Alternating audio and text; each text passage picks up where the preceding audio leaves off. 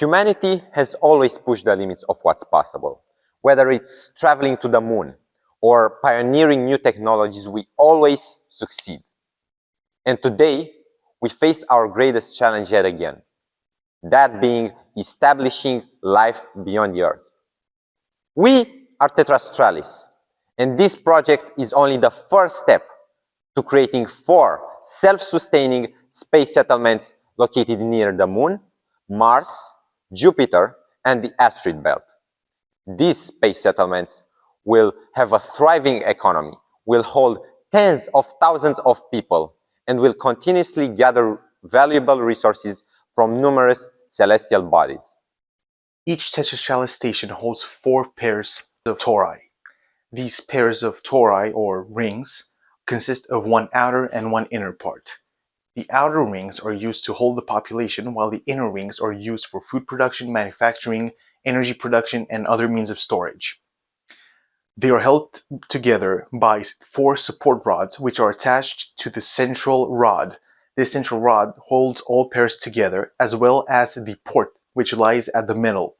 This port is used as a docking station for other auxiliary ships. Each outer ring holds 2 pairs of polar opposite thrusters to ensure that the rings can spin both clockwise and counterclockwise in order to adjust for any sort of irregular movements. Energy necessary to power each settlement will be provided by 2 fission reactors located in the inner rings. We will be using non-radioactive fuels, mainly deuterium and other isotopes. Communication services that will link all 4 cities will be provided using a disruption-tolerant network, in which nodes will be moving on predetermined orbits to make data transfer windows predictable and more efficient. The excess heat generated by the systems on the settlements will be either used to rise the temperature of the habitat or disposed of using a liquid droplet radiator. To recreate Earth's seasons, we change the station's environment in real time. The temperature shifts using waste heat management and backup fusion reactors. The humidity will be constantly regulated using humidifiers and dehumidifiers. The lighting color and intensity will be set to mimic natural daylight patterns, and we will achieve seasonal winds using a very large set of ventilation systems. Transportation inside the outer rings can be done on foot, as the length of the outer ring is approximately 9.4 kilometers. However, there will be a tram system placed along the curved edges of the ring to ensure a fast method of transportation. Furthermore, there will also be an underground metro system to transport materials through the living space. To take people between rings or to the port, this will be done through the central transportation system, which will be comprised of 2 parts, an elevator system and a railway system. Elevators are placed in the support rods as well as the port. They will take people from rings to the inner ring, or from either rings to the central rod. In the central rod, there will be the railway system, which will be placed along the walls of the central rod. These can take people either to other support rods to enter other rings, or to the port. In the port, there will also be small corridors with ladders in order to help people get inside their ships in zero gravity. Those ships are either Guardians, which are designed to transport humans, or providers for cargo, both launching using a slingshot-like method. Guardians, which are built to safekeep humans during fast launches, contain numerous Vesmire engines in order to maximize speed, while providers follow the Hoffman orbit trajectory in order to maximize fuel efficiency. To counter the negative health effects of microgravity, such as muscle weakening, bone loss, and fluid shifts, a rotating space station will be designed to generate artificial gravity using centrifugal force. This force will be produced by spinning the station, pushing objects and its inhabitants to the outer edge. The angular velocity to achieve Earth-like gravity is calculated to be 0.813 revolutions per minute. This is safely below the 1 rpm threshold, chosen to reduce the Coriolis effect, which can cause disorientation if the station spins too quickly. When talking about life support on a space settlement, food resources is one of the most difficult things to obtain in a limited environment. It was crucial for us to develop a system that allows us to produce and grow plants in a sustainable and facilitated way. In order for plants to grow on Earth, they need rich soil, water, perfect lighting, and temperature. After taking all this in consideration to achieve food similar to the one on our planet in terms of nutritional values, in vitro cultures are the ones that replicate almost identically the one on our planet. For the actual experiment, they were used 3 repetitions, named from A to I based on the different mediums they were kept in. Then we put all of them in the refrigerator at 4 degrees Celsius. The control variant was set in normal conditions, normal temperature and normal lighting. All of those were kept in a sterile environment. We monitored the wheat and spinach for 45 days, looking for infections, first germination, 50% of sprouting, the difference in timing between the first sprouted plant and the last sprouted plant, and many other aspects. We had a really strict protocol to follow. The first step was the protein extraction. The protein extract was obtained by mortaring the plants with quartz sand and phosphate buffer that pushed forward the incubation that removed debris.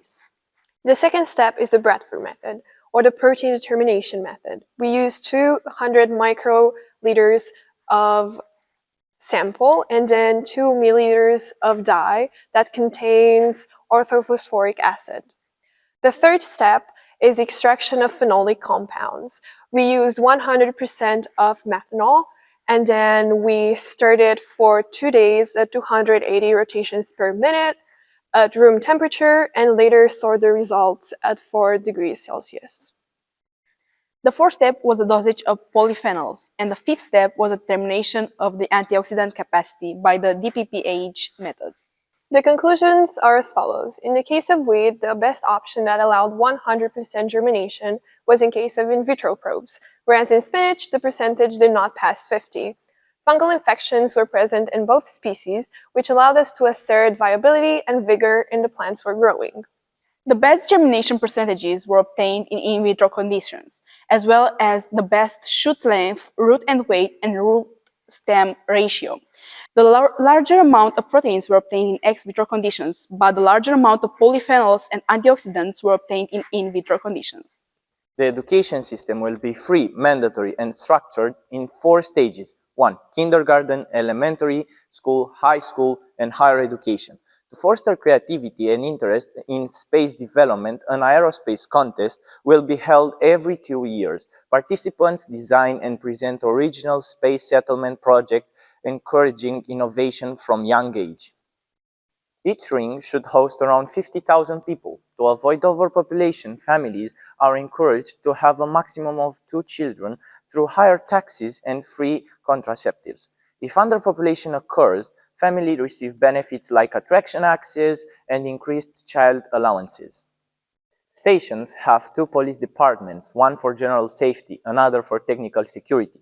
Public spaces have cameras with facial recognition and sensors detect malfunctions.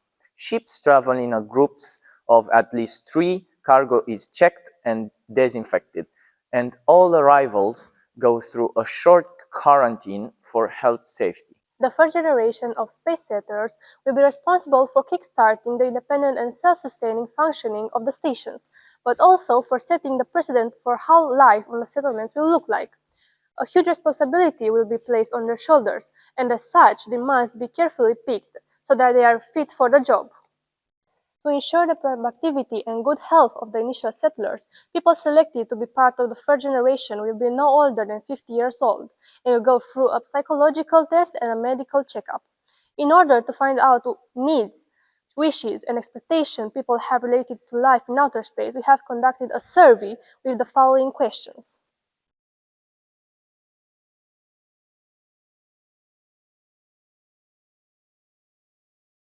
Every resident deserves a place to call home. The ship will offer a range of cozy residences. Most homes will follow a modular design, combining comfort with efficiency, perfect for a personalized living experience. Residential complexes will consist of modern blocks of flats, which will be no more than 50 meters in height and houses. To satisfy all tastes and to make people feel as comfortable as possible, all types of landforms will also be found on the stations. It is important for the mental health of the settlers that the stations provide a varied means of relaxation and entertainment. For even more interesting, a new sport called choreovault will be able to be played on this ship. The thing that makes this game such a unique experience is that is based on the Coriolis force and the augmented reality. The economy of the stations will be centered around exploiting natural resources from surrounding celestial bodies and selling them to the rest of the world. Not only will this bring immense wealth to the stations, which will be used to ensure a high standard of living for its citizens, but it will also move the extremely polluting mining industries away from Earth. The four stations will form a federation built on the principles of democracy. To ensure the strength of this democracy, all major public officials will be directly elected by the people, and all political decisions can be reversed by a referendum.